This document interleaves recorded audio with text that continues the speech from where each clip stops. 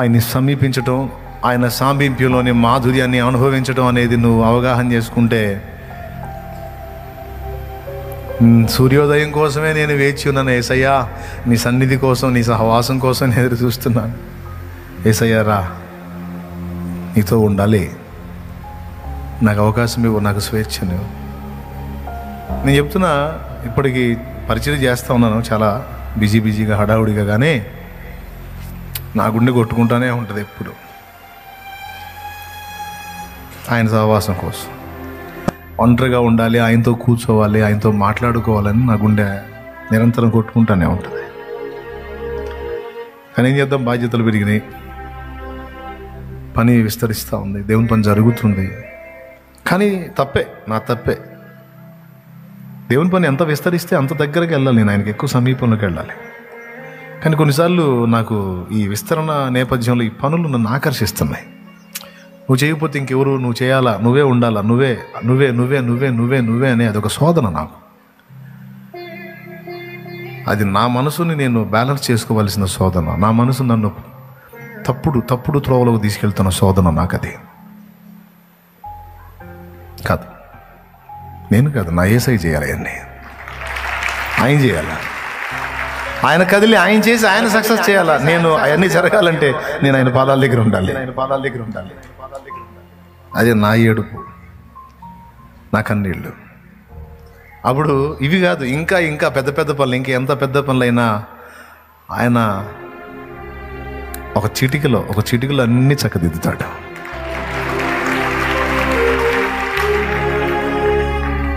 కొన్నిసార్లు ఏడ్చుకుంటా, నిన్ను సమీపించలేకపోతున్నాను. కాలాలు మారిపోతున్నా, నీకు చేరువ కాలేకున్నా, నా సమీపాన నువ్వు నిలుచున్నా, నిన్ను చేరలేకపోతున్నా. యేసు నీ కోసం వెదికే నా ప్రాణం, నా తండ్రి నీ కోసం ఈనారాటం.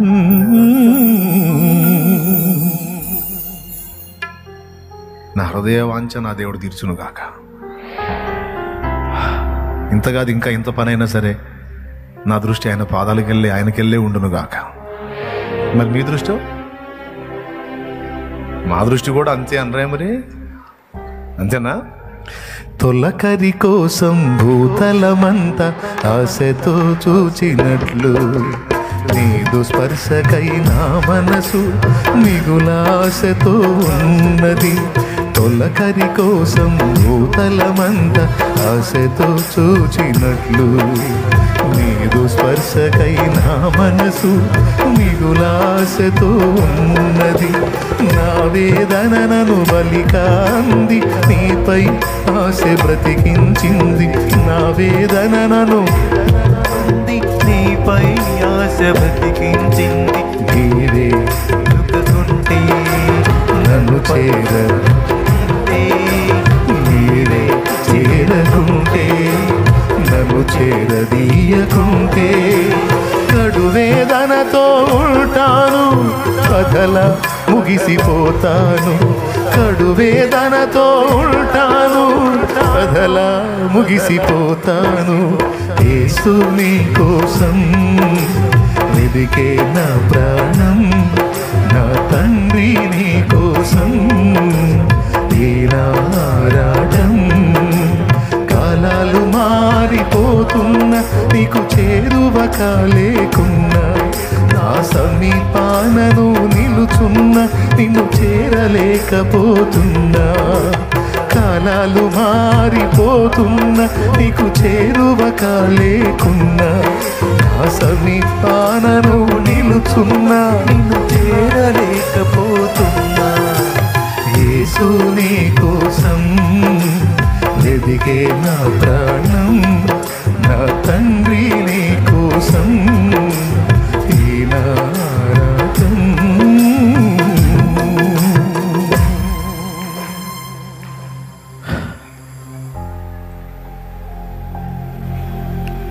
ఇక్కడ ఎంతమంది సమూహం ఉన్నారు అనే క్వాంటిటీ కాదండి లెక్క.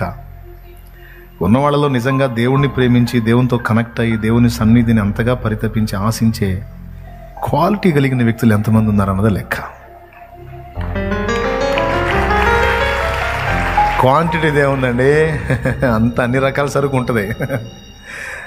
కానీ దేవుణ్ణి నిజంగా ఆయన రుచి చూసి ఆయన ప్రేమించి ఆయన లోకంలో, ఆయన ప్రపంచంలో, ఆయన భక్తిలో, ఆయన తన్మయత్వంలో, ఆయన సహచర్యంలో, సహవాసంలో ఉండేటువంటి క్వాలిటీ, అలాంటి వాళ్ళు కావాలండి నాకు, నా దేవునికి.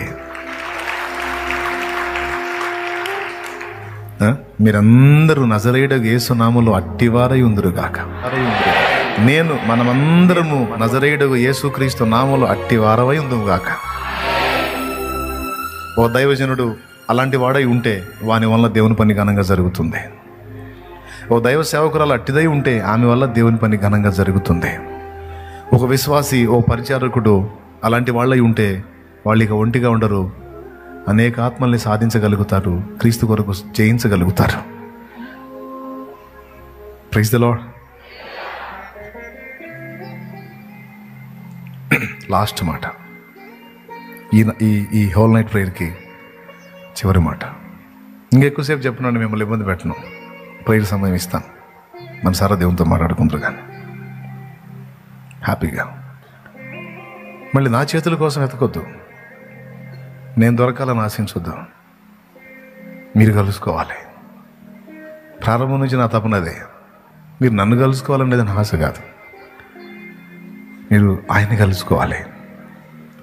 నన్ను కలుసుకుంటే మీకు ఒకవేళ ఏదైనా ఒక మాట ఆధారం దొరికిద్దేమో, చిన్న ప్రార్థన మీ పక్షంగా జరిగిద్దేమో, కానీ మీరు ఆయన కలుసుకుంటే మీకు తిరుగులేని సమాధానం దొరికింది, తిరుగులేని సమాధానం. మీరు ఆయనతో అనుసంధానం అయితే, ఆయనతో గాఢమైన అనుబంధాన్ని ఏర్పరచుకోగలిగితే నీకు ఇంక ఎదురుండదు. ఆఖరి మాట, మనకు కావలసినవన్నీ మనం దేవుణ్ణి అడుగుతాం, కానీ మనకు అవసరమైన వాటిని మాత్రమే దేవుడిస్తాడు. రాసుకోమ్మా. గనుక మనకు కావలసినవన్నీ మనం దేవుణ్ణి అడుగుతాం, మనకు అవసరమైనవి మాత్రమే దేవుడిస్తాడు. సూపర్ మాట కదా. అంతే ఇవ్వాలా, లేకపోతే మీకు కావాల్సిన ఇవ్వాలా? ఇస్తే పోతాం, పెందలాడిపోతాం. మన ప్రార్థనలకు దేవుడు జవాబులు ఇవ్వటం ఎంత అవసరమో, కొన్ని ప్రార్థనలకు జవాబులు ఇవ్వకపోవటం కూడా అంతే అవసరం. ప్రభువుకు స్తోత్రం. నేను చెప్పింది అర్థమైందా మీకు? కొన్ని ప్రార్థనలకు జవాబులు ఇవ్వటం ఎంత అవసరమో, కొన్ని ప్రార్థనలకు జవాబులు ఇవ్వకపోవటం అంత అవసరం. పొరపాటున జవాబులు